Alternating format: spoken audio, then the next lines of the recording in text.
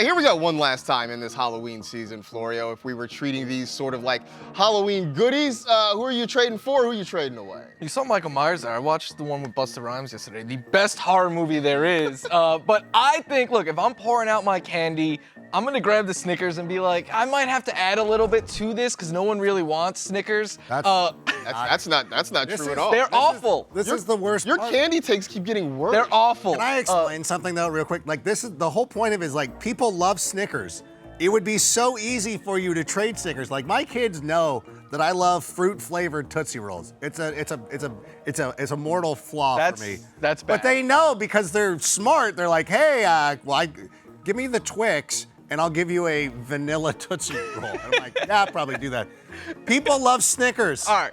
The thing is, you're trading something good away. You don't know how good something is that you're trading away. Any candy with nuts in it, I'm like, you could have this. That's J.K. Dobbins for me right now. Like, J.K. Dobbins might be like Snickers. There it is. People want him. People would want this. I am worried about him because right now he is quickly approaching his career high in touches. He might set it this week. His efficiency and fantasy points per game have decreased significantly since week 3. And the Chargers have the second toughest running back schedule the rest of the way. Meanwhile, Breece Hall is like Three Musketeers or Milky Way or something like that. I would say he's underrated right now. Look, he's having a good year. He has not lived up to the massive expectations that the fantasy community put on him, but he still gets a ton of volume. He is still explosive. Coming off of 2 down games might lower his price, but the Jets have the best running back schedule from week 10 on, so he could go just full league winner mode the rest of the way. So you kind of nailed it there. All right. People love Snickers. People dismiss Milky Way for whatever reason. My favorite candy. There it is. I still want to know what nougat is. What is your version, your football version of a vanilla Tootsie Roll, please? Rick? No, actually, like James Conner is a very good player. Like, there's nothing wrong with it.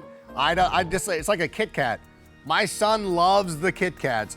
I don't want the Kit Kats, but Mike Evans is like the $1,000 bar, which he looks at. He's like, I don't know what this is, and I'm like, okay, well, you don't. Underrated. They're so underrated. I know exactly. I'm like, since you don't have the nuance of knowing what good candy is, I'm gonna take that from you. And this is an opportunity that if you have depth at the running back position and you don't need James Conner, and you're like, you know what, I need to move a running back, but I need to be realistic and offer somebody that somebody is gonna want. You know what I'm saying? Like. The bit of honey, like don't send me the bit of honey. I don't want that. I want something that's viable. Similarly, Mike Evans, people might not be in a position to be like, I can wait for a couple of weeks for Mike Evans to return. They might be in desperation mode.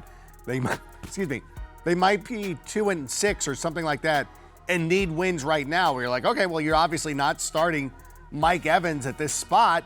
Why don't I trade him from you? And then if you're in a position of strength, then you can hold on to Mike Evans for a couple of weeks, and then when he's ready to go for the Buccaneers, you insert him into your lineup. It's win-win. All right. So I'm going to go here. Look, I think Tank Bigsby has been a revelation. He's been fantastic, but it's a little bit like Mike and Ike's, right? Like, after a while, Don't besmirch Mike and Ike's. you're kind of like, look, you can have so many, but after a while, like, okay, you kind of got to move on from them right now. And I think the thing about Tank Bigsby is you really do have to be aware that Travis Etienne, I know he's not having the season that a lot of us would have thought, but he is still going to be a part of this offense. So they're going to have to split opportunities going forward. The Jaguars also do not have the most favorable schedule, and the way they are playing it because of their defense, they're going to be in a lot of pass-heavy game scripts. And one thing Tank Bigsby does not do is contribute in the passing game. Just in his career, 9 targets, 4 catches, and 42 yards. Meanwhile, on the other side, Tyrone Tracy, it's kind of like, it's like this new hot candy. It's like, it's like when peanut butter M&Ms showed up. You're like,